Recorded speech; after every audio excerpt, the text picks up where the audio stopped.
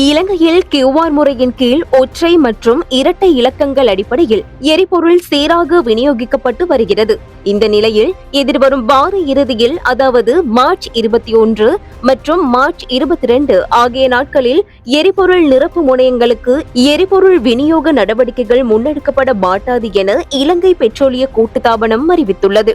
தற்போதைய நிலையில் எரிபொருள் நிரப்பு நிலையங்களில் போதுமான கையிருப்பு பராமரிக்கப்படுகிறது.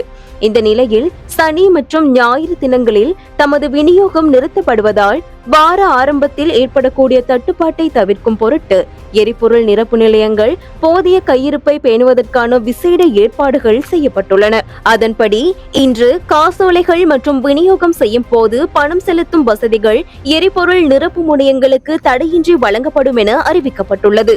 எனவே எரிபொருள் நிரப்பு நிலைய உரிமையாளர்கள் எதிர்வரும் திங்கட்கிழமைக்கு தேவையான எரிபொருள் கட்டளைகளை இன்றே சமர்ப்பிக்குமாறும் காசோலைகளை உரிய பிரிவினரிடம் முன்கூட்டியே ஒப்படைக்குமாறும் கேட்டுக் கொள்ளப்படுகின்றனர். இந்த நடைமுறை மூலம் வார இறுதி விடுமுறைக்கு பின்னர் விநியோகத்தில் ஏற்படக்கூடிய தாமதங்களை தவிர்க்க முடியும் என கூட்டுத்தாபனம் நம்பிக்கை வெளியிட்டுள்ளது.